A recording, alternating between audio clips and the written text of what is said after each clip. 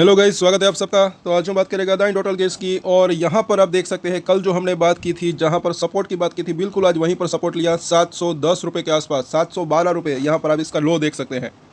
कई बार मैंने कहा है कि टेक्निकल चार्ट काफ़ी यूज़फुल रह सकते हैं।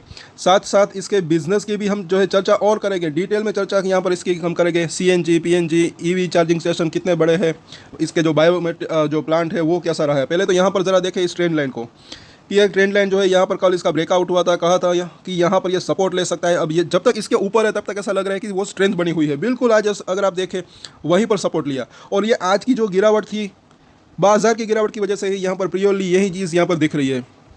यहाँ पर तो जो है 4% की गिरावट रही इसके अंदर तो, लेकिन दूसरे शेयर तो इसके भी कई ऐसे शेयर जो है हो गए जो इसके भी ज़्यादा गिरे हुए थे।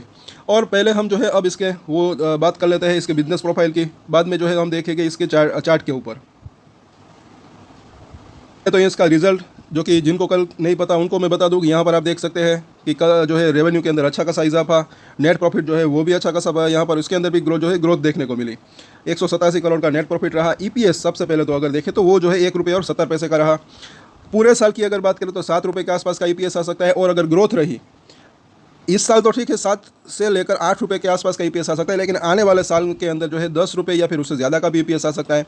तो इसी वजह से 7 रुपये को अगर 100 से गुना करें तो पी रेशियो की अगर बात करें, क्योंकि इसका पी रेशियो पहले से ही हाई है तो आगे भी थोड़ा हाई रह सकता है। इसी वजह से शॉर्ट टर्म की बात करें तो अभी भी जो है ये 700 रुपये के आसपास, भले ही 25-50 रुपये ऊपर नीचे रह सकता है बाजार की गिरावट की वजह से या फिर जो है जो वोलेटिलिटी की वजह से।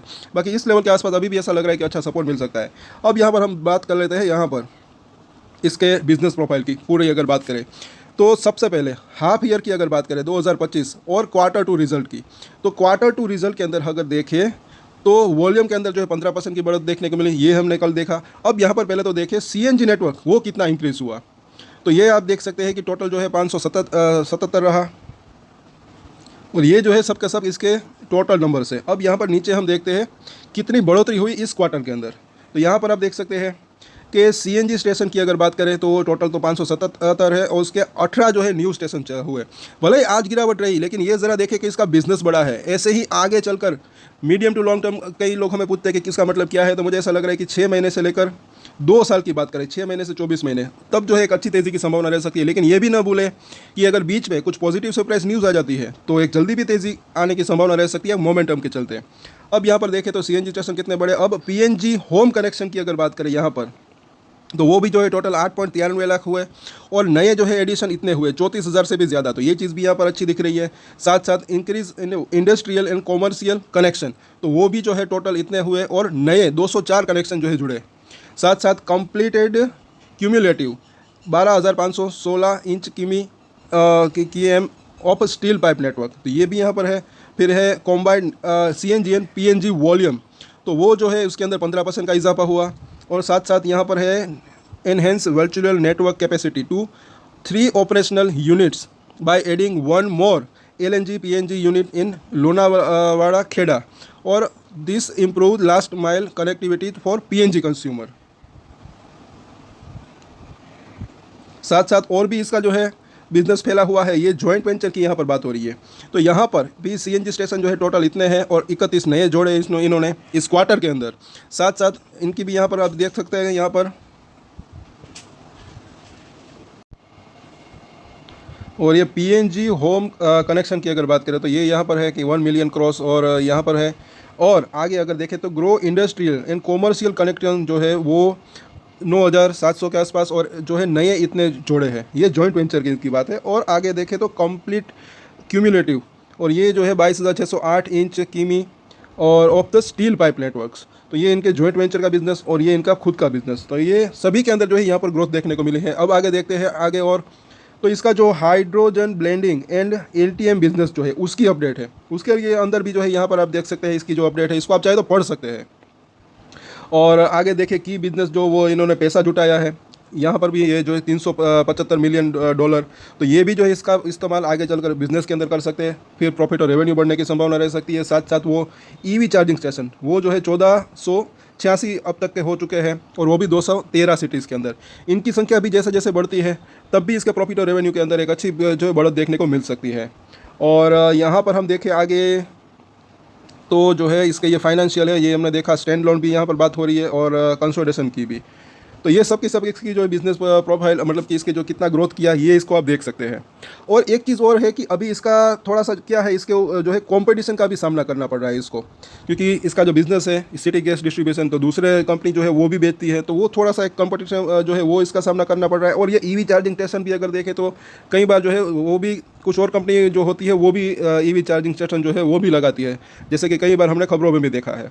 तो थोड़ा सा कंपटीशन भी है, लेकिन फिर भी एक ग्रोथ देखने को मिल रही है, एक आगे चलकर एक और अच्छी ग्रोथ देखने को मिल सकती है। और जैसे कि हमने बात की अभी इसका पी रेशियो क्या है, हाई है, लेकिन इसका प्रॉफिट और रेवेन्यू बढ़ता है तो इसका पी रेशियो फिर नीचे आ सकता है, फिर शेयर के अंदर भी तेज़ी की संभावना रह सकती है।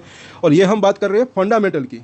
बाकी जैसे कि हमने बात की बीच में अगर कुछ पॉजिटिव सरप्राइज न्यूज़ आ जाती है तो जल्दी भी तेज़ी की संभावना रह सकती है, मोमेंटम के चलते अगर बात करें तो। अब चलिए इसका चार्ट के ऊपर चर्चा करते हैं। 15 मिनट का चार्ट देखें तो कल के दिन की ये तेज़ी, उसके बाद आज ये गिरावट।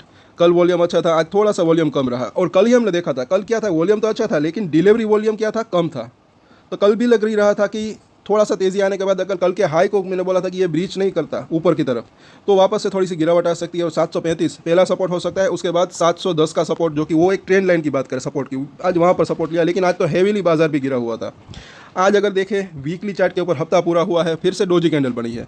अब इसका भी एक ये बात यहाँ पर सुन ले कि अब ये जो इसका हाई है बस अगले हफ्ते अगर उसको क्रॉस कर देता है तो एक ये, क्योंकि गिरावट के अंदर ऐसी डोजी कैंडल बनती है तो फिर एक रिवर्सल की संभावना रह सकती है।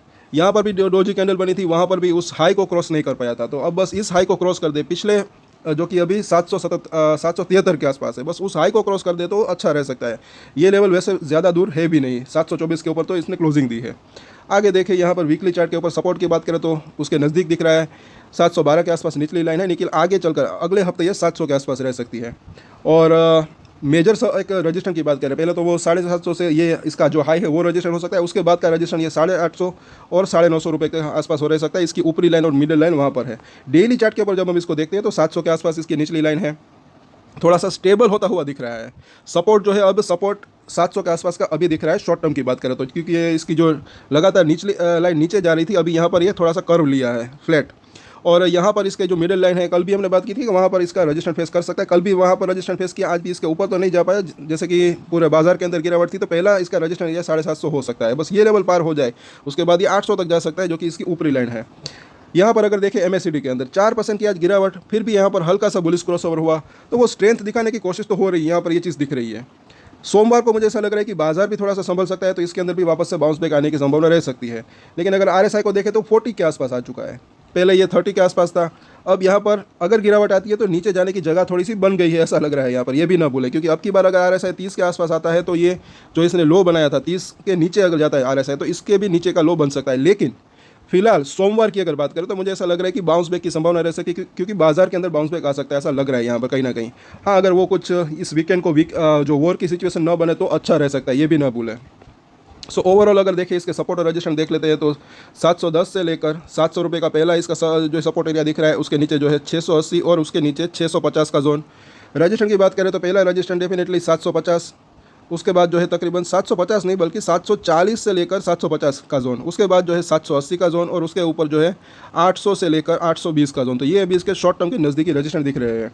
वैसे ओवरऑल हमने देखा कि इसका बिजनेस जो है उसके अंदर ग्रोथ देखने को मिली, तो वक्त लग सकता है लेकिन तेज़ी की संभावना रह सकती है। लेकिन उससे पहले इस तरीके से उठा पटक तो रह सकती है शॉर्ट टर्म की बात करें तो।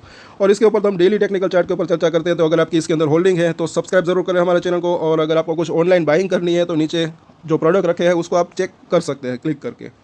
और कल इसके ऊपर हम जो है इसका पी रेशियो और EPS और वो सब हम देखेंगे, तो वो वीडियो भी आप ज़रूर देखिएगा आराम से, वीकेंड है, छुट्टी का दिन है।